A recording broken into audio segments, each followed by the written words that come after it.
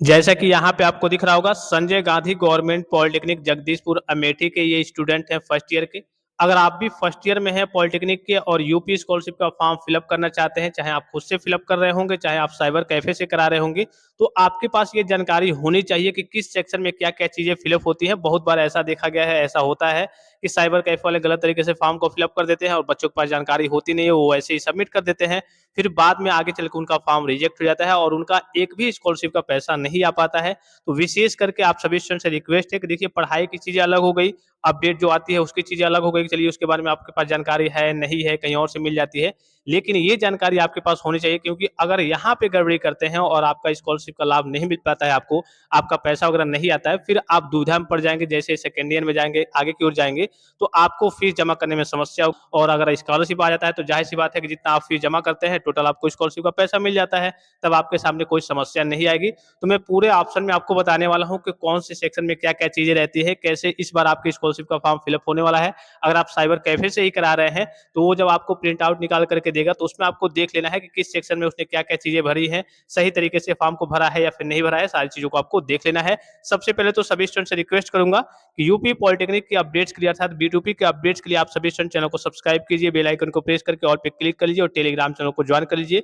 और जहां तक उम्मीद है, मालूम है कि सभी ये फर्स्ट ईयर के बच्चे यहाँ पे इस वीडियो को देखने आए होंगे, तो अगर आपको पॉलिटेक्निक फर्स्ट सेमेस्टर के सभी ब्रांच के, आपका जो भी ब्रांच हो, अगर आपको प्रीमियम क्वालिटी में नोट्स चाहिए, प्री बोर्ड का पेपर चाहिए, प्रैक्टिस सेट चाहिए, आपके कल के रिवीजन के लिए आपको प्रैक्टिस करना है इसके लिए, और इंपॉर्टेंट क्वेश्चंस के वीडियो लेक्चर्स चाहिए, तो इसके लिए आप सभी स्टूडेंट्स पॉली वाला टेक्निक एप्लीकेशन को जाकर के प्ले स्टोर से डाउनलोड कर सकते हैं। डायरेक्ट जो लिंक है मैं आपको इसी वीडियो के डिस्क्रिप्शन बॉक्स में सबसे ऊपर दे रहा हूँ, वहां से आपको काफी हेल्प मिलेगी। देखिए, पिछली बार का डेटा शायद पता नहीं आपको मालूम है या फिर नहीं, टोटल जितने बच्चे कल के फर्स्ट ईयर में एडमिशन लिए थे उसमें से केवल 30 से 35% बच्चे ही पास हो पाए थे। अब सोचिए, आप खुद एक बार सोच लीजिए कि मान लीजिए कि आप पढ़ाई करने आए हैं, कितने के लिए कि आस होगी आपके घर वालों को, चलिए मेरा बेटा इंजीनियर बनने वाला है, इंजीनियर बनने गया है, और आप फर्स्ट ईयर में ही फेल हो जाए, फर्स्ट सेमेस्टर में ही फेल हो जाए, तो कितना कल आपको भी दुख होगा, फिर बेइज्जती अलग से होगी। और इसके अलावा जैसे आपका फर्स्ट ईयर में आपके 2 सेमेस्टर होते हैं, फर्स्ट सेमेस्टर सेकंड सेमेस्टर, जैसे आपका सेकंड सेमेस्टर का भी एग्जाम हो जाता है, ओवरऑल जब आपका रिजल्ट आएगा उसमें अगर आप फेल हो जाते हैं तो कितनी बेइज्जती फील होती है, कितनी बेइज्जती महसूस होती है। इस बार भी बहुत सारे बच्चे कल के कई हजार बच्चे फेल हुए हैं। अब जाहिर सी बात है, जब फेल होंगे तो आपको स्कॉलरशिप का लाभ भी नहीं मिलता है, फेल होने पे बेइज्जती अलग से होती है, 1 साल आपका वेस्ट होता है, 3 साल की जगह पे आपका 4 साल का पॉलिटेक्निक हो जाता है। तो इन सारी बातों का आपको विशेष ख्याल रखना है। अगर आपको अच्छे तरीके से, एक तरीके से पढ़ाई करनी है, तो आप पॉली वाला टेक्निक एप्लीकेशन से जाकर के सभी सब्जेक्ट के नोट्स वगैरह, प्री बोर्ड के पेपर वगैरह, और जो सबसे इंपॉर्टेंट चीज है कि पिछले 10 साल के ओरिजिनल बोर्ड पेपर भी वहां से आपको देखने को मिल जाएंगे, वो भी ले लेंगे तो आपकी बैक वगैरह नहीं लगेगी, आप फेल वगैरह नहीं होंगे। 1-2 सब्जेक्ट में अगर फेल भी होते हैं तब भी कोई समस्या नहीं, लेकिन अगर आप उस चीजों से, उस नोट्स वगैरह से पढ़ाई करते हैं तो निश्चित तौर पे आपकी कभी भी बैक नहीं लगेगी, क्योंकि सिंपल सर और आसान भाषा में वहां पे आपको सारी चीजें देखने को मिल जाएंगी। और ये होता है, बच्चे क्या सोचते हैं, जब लास्ट में एग्जाम करीब आ जाता है, 5 दिन, 10 दिन, 15 दिन बचते हैं, तब जाकर के वो नोट्स वगैरह, इंपॉर्टेंट क्वेश्चंस वगैरह देखते हैं, प्रैक्टिस सेट वगैरह लेकर के वहां पे रिवीजन करते हैं, तब तो आपके पास उतना समय नहीं होता है। कुछ चीजों को आप पढ़ पाते हैं, बहुत सारी चीजें छूट जाती है जिसके चलते आपकी बैक लग जाती है। फिर बाद में आपको पछतावा होता है कि अरे यार, पहले हम ये देखे होते, लिए होते, तो हमारी बैक वगैरह नहीं आती, हमारा ये भी सब्जेक्ट अच्छे तरीके से तैयार हो जाता। तो इसके लिए आप सभी स्टूडेंट्स पॉली वाला टेक्निक एप्लीकेशन को जाकर के प्ले स्टोर से डाउनलोड कर सकते हैं। बाद में आपके पास पछताने के अलावा और कोई ऑप्शन नहीं बचेगा। और ये जो मैं आपको नोट्स प्रोवाइड कर रहा हूँ, इस प्रकार से आपको कहीं भी नोट्स देखने को नहीं मिलेगा। नोट्स में जो भी आपको मालूम है कि फिर से आपका सिलेबस अपडेट हुआ है, 2024 में आपका पूरा सिलेबस बदला था। 2025 की बात करें तो 5 दिन पहले ही आपका फिर से जो सिलेबस था उस सिलेबस में बदलाव किया गया है। सब्जेक्ट वगैरह वही है, सब्जेक्ट के अंदर जो टॉपिक्स वगैरह हैं, हर एक चैप्टर में जो टॉपिक्स वगैरह हैं उसमें बदलाव किया गया है, उसमें चेंज किया गया है, कुछ अप किया गया है, कुछ डाउन किया गया है। जैसे फिजिक्स में आपके 6 चैप्टर थे, अब टोटल क्या कर दिए गए हैं, 7 चैप्टर, एक और आपका चैप्टर बढ़ा दिया गया है। तो इस प्रकार से कहीं और से अगर आप नोट्स लेते भी हैं तो हो सकता है कि आपको ओल्ड टाइप का नोट्स देखने को मिले, और यहाँ से आपको प्रीमियम क्वालिटी में सारे नोट्स आपको देखने को मिलेंगे, नए सिलेबस के नए पैटर्न पे आधारित रहेंगे, और पिछले 10 साल के ओरिजिनल बोर्ड पेपर भी मिलेंगे। और प्रैक्टिस के लिए आपको एक प्रैक्टिस पेपर भी देखने को मिलेगा, जिससे करिए कि उसमें केवल वही क्वेश्चन होंगे जो आपके बोर्ड परीक्षा में पूछे जाएंगे, और अलग से मैं आपको इंपॉर्टेंट क्वेश्चंस के वीडियो लेक्चर्स भी मैं आपको प्रोवाइड कर दूंगा। ठीक है, देखिए, अगर आपकी बैक वगैरह लग जाती है तो ये तो सभी स्टूडेंट्स को मालूम है कि मान लीजिए कि आप एक सब्जेक्ट में फेल हो गए थे, एक सब्जेक्ट में फेल होने से कोई दिक्कत नहीं है, एक में दो में बच्चे फेल होते रहते हैं, लेकिन एक में भी फेल हो जाते हैं तो बच्चे फिर रीचेक कराते हैं। रीचेक के लिए 500 रुपया लगता है, बोर्ड को 500 रुपया आपको देना होता है। अगर किसी बच्चे की 2 सब्जेक्ट में बैक लग गया अर्थात 2 सब्जेक्ट में फेल हो गया तो उसको 1000 रुपया देना होगा। तो आप अच्छे तरीके से, मैं ये नहीं कह रहा हूँ कि हाँ यहीं से नोट्स लेकर के या फिर कहिए कि यहीं से आप पढ़ाई कीजिए, आप जहाँ भी पढ़ाई कीजिए खुद से पढ़ाई कीजिए या फिर जहाँ से पढ़ाई कीजिए, जैसे ही पढ़ाई कीजिए, पढ़ाई आपकी स्टडी आपके अच्छे तरीके से होनी चाहिए कि आपकी बैक वगैरह ना लगे, ठीक है। अब देखिए इस बार के स्कॉलरशिप की बात करें तो सबसे पहला आपको काम क्या करना है, एक आपको ओटीआर का रजिस्ट्रेशन करना होगा। क्या करना होगा, वन टाइम रजिस्ट्रेशन करना होगा। ओटीआर का रजिस्ट्रेशन कैसे होता है, इसका प्रोसेस मैंने आपको ऑलरेडी बता रखा है, डायरेक्ट लिंक मैं आपको इसी वीडियो के डिस्क्रिप्शन बॉक्स में सबसे ऊपर दे दूंगा। ओटीआर सभी बच्चों को करना है, आप फर्स्ट ईयर के होंगे तब भी करना है, सेकंड ईयर के बच्चे होंगे जो रिन्यूअल करने वाले हैं, फाइनल ईयर के बच्चे होंगे, सभी को ओटीआर का रजिस्ट्रेशन करना है।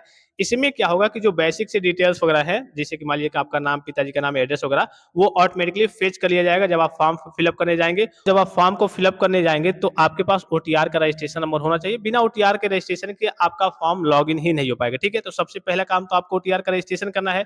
ओटीआर के रजिस्ट्रेशन में ये ध्यान रखना है कि आपका जो मोबाइल नंबर है वो आपके आधार कार्ड से क्या होना चाहिए, लिंक होना चाहिए। आपका जो भी मोबाइल नंबर है वो आपके आधार कार्ड से लिंक होना चाहिए।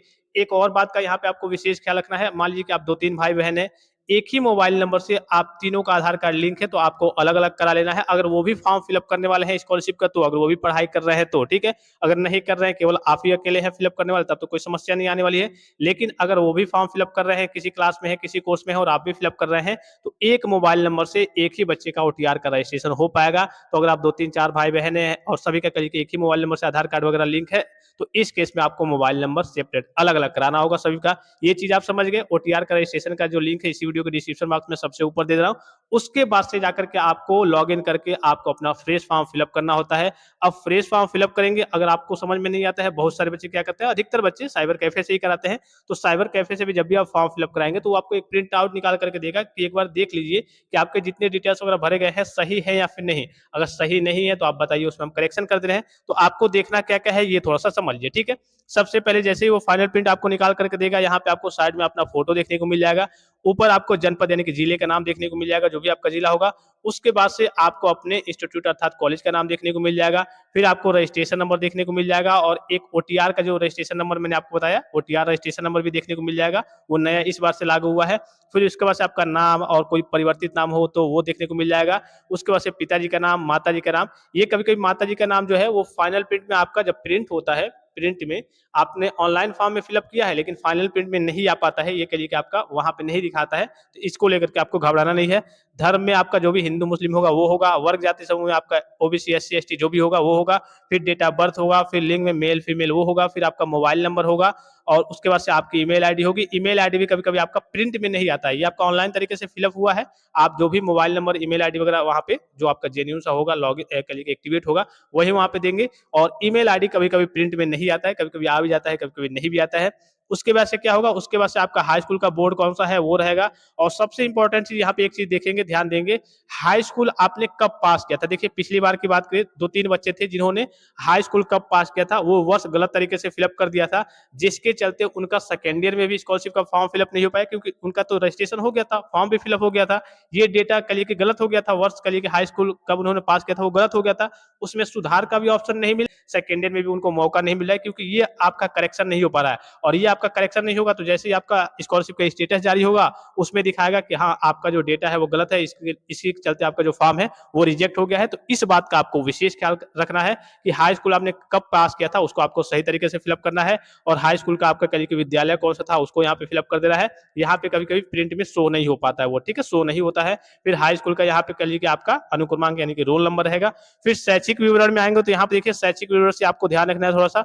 जैसे पहला आपको देखने को मिल रहा होगा कि पाठ्यक्रम का नाम, ठीक है, इसमें आपका कौन सा है, डिप्लोमा इन सिविल इंजीनियरिंग है, मैकेनिकल है, इलेक्ट्रिकल है, सीएस है, आईटी है, जो भी होगा वो फिलअप करना है। और पाठ्यक्रम के ब्रांच में अगर आपका 3 साल का पॉलिटेक्निक है तो यहाँ पे डिप्लोमा इंजीनियरिंग 3 ईयर्स ग्रुप 4 करके रहेगा। क्या रहेगा, डिप्लोमा इंजीनियरिंग 3 ईयर्स ग्रुप 4 करके रहेगा।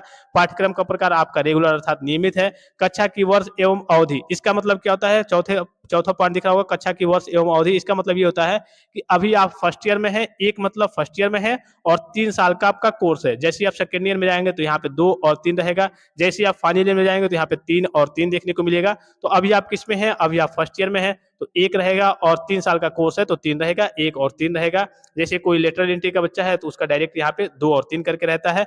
आपका जो एडमिशन हुआ है वो किस बेस पे हुआ है, लेटरल एंट्री के थ्रू हुआ है तो नहीं, इनका नहीं हुआ है। आपका अगर हुआ होगा तो यहाँ पे यस कर देंगे। यहाँ पे छठा नंबर वाला पॉइंट दिख रहा होगा आपको कि आवासीय और दीवा छात्र। आवासीय मतलब क्या होता है, अगर आपके कॉलेज में हॉस्टल की फैसिलिटी है, आप हॉस्टल लेके रहते हैं तो यहाँ पे आपका आवासीय छात्र रहेगा। अगर आप बाहर रूम लेके रहते हैं तो यहाँ पे आपका दीवा छात्र रहेगा। ठीक है, ये चीज आप समझ गए। बाहर रूम लेके रहते हो, चाहे घर से अप डाउन करते हो, तो यहाँ पे आपका दीवा छात्र रहेगा। अगर आप हॉस्टल में रहते हैं, हॉस्टल यहाँ पे आप चूज करते हैं, तो इस केस में आपको स्कॉलरशिप का जो लाभ है वो थोड़ा सा ज्यादा मिलता है। 2-3 हजार जो आपके हॉस्टल की फीस है वो आपको वापस कर दी जाती है।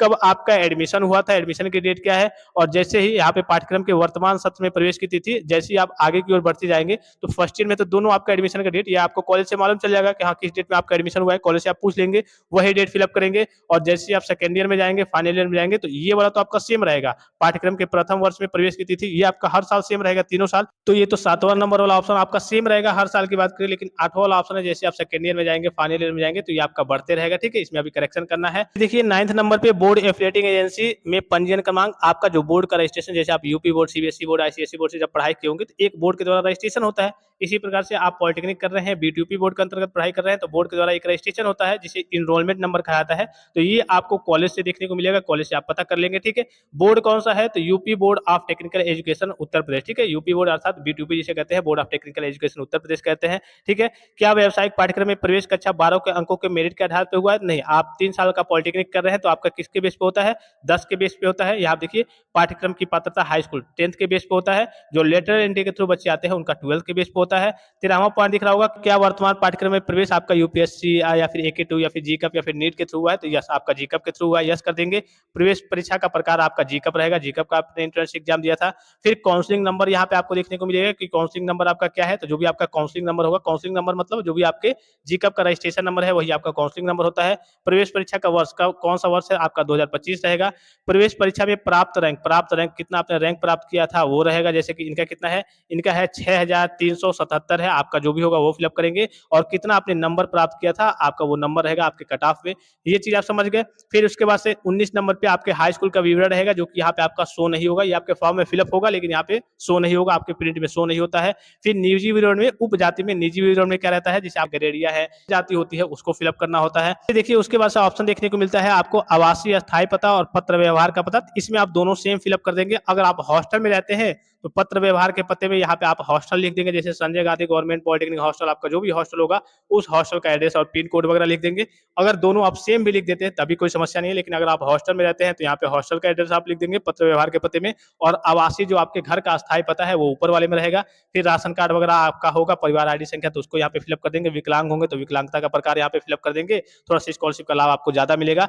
फिर जाति एवं आय विवरण, ठीक है, इसमें थोड़ा सा ध्यान देंगे। जाति एवं आय विवरण में मैंने आपको बताया कि जो भी जाति रहेगा तो वो तो आपके नाम का रहेगा, जाति प्रमाण पत्र क्रमांक रहता है, उस पर कब जारी हुआ था, ये सारी डिटेल्स रहते हैं, वो सारी चीजें फिलअप करना है। और आय जो रहेगा वो आपके पिताजी के नाम का रहेगा, पिताजी नहीं है तो माताजी के नाम का। अगर दोनों नहीं है, दोनों की डेथ हो चुकी है, तो इस केस में आप जिस भी गार्जियन के यहाँ रहते होंगे, अपने नाना नानी, बुआ फूफा, चाचा चाची, उनके नाम का आपको इनकम सर्टिफिकेट बनवा करके लगाना है। आपको अपने नाम से इनकम सर्टिफिकेट अर्थात आय प्रमाण पत्र जारी नहीं करवाना है, इस बात का आपको विशेष ख्याल रखना है। ठीक है, वही सारे डिटेल्स वगैरह यहाँ पे आपका जाति प्रमाण पत्र हो गया, उसका क्रमांक हो गया, कब जारी हुआ था, ठीक है, उसका आवेदन फॉर्म संख्या हो गया। इसी प्रकार से यहाँ पे आय प्रमाण पत्र कब जारी हुआ था, उसका क्रमांक क्या है, उसका आवेदन फॉर्म संख्या क्या है। आपके फैमिली की जो पूरी इनकम है अर्थात आय है वो आपकी 2 लाख रुपए से कम होनी चाहिए जनरल के बच्चों के लिए। अगर आपका SC ST कास्ट कैटेगरी है तो आपका 2.5 लाख तक है, तब भी आपका चल जाएगा। ठीक है, फिर बैंक विवरण में आएंगे तो बैंक विवरण में देखिए अब आपको क्या करना है कि बैंक के डिटेल्स नहीं फिलअप करने हैं। बहुत सारे कैटेगरी के बच्चों में बैंक का ऑप्शन आता है, अब आपको बैंक का ऑप्शन देखने को नहीं मिलेगा। जैसे ही आपका NPCI होगा, NPCI के बाद से जो भी आपके आधार कार्ड से, किससे, आपके आधार कार्ड से जो भी आपका बैंक अकाउंट लिंक होगा, डायरेक्ट उसमें आपको अपनी स्कॉलरशिप का पैसा देखने को मिल जाएगा। आपको अलग से अब आपको बैंक वगैरह यहाँ पे डिटेल्स वगैरह नहीं फिलअप करना है। किसी किसी कास्ट कैटेगरी में देखने को मिलता है कि हाँ बैंक डिटेल्स भी यहाँ पे फिलअप कीजिए, और उसके बाद से जब भी आप डॉक्यूमेंट जमा करेंगे तो आपको पासबुक की फोटोकॉपी भी जमा करनी होती है। ठीक है, उसके बाद से शुल्क संबंधित विवरण में आपको जो भी आपका शुल्क लगा होगा 1110 या फिर 10,370, ठीक है, 10,370, ये आपको कैसे पता चलेगा कि हमें शुल्क कितना फिलअप करना है, आपने कितना जमा किया था। जैसे आप प्राइवेट कॉलेज वाले बच्चे हो गए, किसी ने 30,000 जमा किया होगा, किसी ने 35,000, किसी ने 40,000। तो आपको ये अपने कॉलेज से, चाहे आपका गवर्नमेंट कॉलेज हो, चाहे आपका एडेड हो, चाहे प्राइवेट हो, आपको अपने कॉलेज से पता कर लेना है कि सर फीस कितना फिलअप करना है। वो आपको जितना बताएंगे कि 10,370 फिलअप कीजिए, या फिर 30,000 फिलअप कीजिए प्राइवेट वाले, या फिर 20,000 फिलअप कीजिए एडेड वाले, उस हिसाब से ही आपको फिलअप करना है। उसके बाद से नीचे आएंगे तो गत वर्ष का विवरण रहेगा। गत वर्ष मतलब जैसे मान लीजिए कि अभी आप 12th करके आए हैं पॉलिटेक्निक में, तो 10th का तो आपका रिजल्ट वगैरह लगता ही लगता है। इसके अलावा आपका 12th का भी डेटा मांगा जाता है कि प्रीवियस ईयर में आपके गत वर्ष के प्राप्तांक पूर्णांक क्या थे, आपका कितना परसेंटेज वगैरह था, आप पास थे या फिर फेल थे, किस कॉलेज से आपने करिए कि 12th किया हुआ है। अर्थात गत वर्ष की बात करें, अगर आप हाई स्कूल करके आ रहे हैं तो हाई स्कूल का ही लगेगा। अगर आप 12th करके पॉलिटेक्निक में एडमिशन ले रहे हैं तो गत वर्ष में आपके 12th के डिटेल्स वगैरह रहेंगे कि आप पास थे या फिर फेल थे, पास थे तो कितने में कितना अपना। ये आपका वार्षिक प्रणाली मतलब क्या होता है, जैसे आप पॉलिटेक्निक में आपका क्या चलता है, सेमेस्टर प्रणाली चलता है, हर 6 महीने पर आपके एग्जाम होते हैं। लेकिन अगर आप 9, 10, 11, 12 की बात करेंगे तो आपका क्या होता है, वार्षिक परीक्षा प्रणाली होता है। अर्थात एक साल में एक ही बार आपको बोर्ड का एग्जाम देना होता है। तो ये वार्षिक परीक्षा अंक प्रणाली रहेगा इसमें, ठीक है। उसके बाद से कितने में कितने आपने पाया था और आपके कॉलेज का नाम क्या था, ये सारी चीजें रहेंगी। तो इस बात का आपको विशेष ख्याल रखना है। जो भी चीज आपको समझ में नहीं आ रहा है या फिर नहीं समझ पाए हैं तो आप कमेंट बॉक्स में कमेंट करेंगे तो आपके कमेंट का आपको रिप्लाई मिल जाएगा, या फिर उस हिसाब से मैं आपको वीडियो प्रोवाइड कर दूंगा। आप साइबर कैफे से फॉर्म को फिलअप कराइए, ध्यान से देख लेंगे, सारी चीजों को मिलान कर लेंगे। कोई भी डिटेल्स, कोई भी डेटा गड़बड़ रहता है तो उसका आप करेक्शन करा लेंगे। करेक्शन नहीं कराते हैं, सबमिट करा देते हैं, फिर आपका 1 साल नहीं, 1 साल, 2 साल, तीनों साल आपका वेस्ट हो जाएगा। क्योंकि बेसिक बेसिक चीजों का ही करेक्शन हो पाता है। नॉर्मल सा रजिस्ट्रेशन के टाइम ही आपने गलत तरीके से डिटेल्स को फिलअप कर दिया है, फॉर्म को सबमिट कर दिया है, तो इस केस में उसका करेक्शन आपका नहीं होता है। क्योंकि एक बार आपका एनपीसीआई हो जाएगा, अप्रूवल हो जाएगा, उसके बाद से एक आधार कार्ड से एक ही बार आपका स्कॉलरशिप का फॉर्म फिलअप हो जाएगा। फिर तीनों साल आप आराम करेंगे, आपको स्कॉलरशिप का लाभ नहीं मिल पाएगा। तो गलती बिल्कुल भी नहीं करनी है। जो चीज आपको नहीं समझ में आ रहा है, हमसे कांटेक्ट कर सकते हैं, पूछ भी सकते हैं। और जितने भी पॉलिटेक्निक फर्स्ट सेमेस्टर के स्टूडेंट्स हैं, वो पॉली वाला टेक्निक एप्लीकेशन को जाकर के प्ले स्टोर से डाउनलोड कर लेंगे और अपने नोट्स को, प्री बोर्ड के पेपर को, पिछले 10 साल के ओरिजिनल बोर्ड पेपर को जरूर देख लेंगे कि आपके किसी भी सब्जेक्ट में बैक ना लगे, आप फेल ना हो। तो फिलहाल इस वीडियो में इतना ही, इजाजत दीजिए। धन्यवाद, थैंक्स फॉर वॉचिंग। मिलते हैं नेक्स्ट वीडियो में।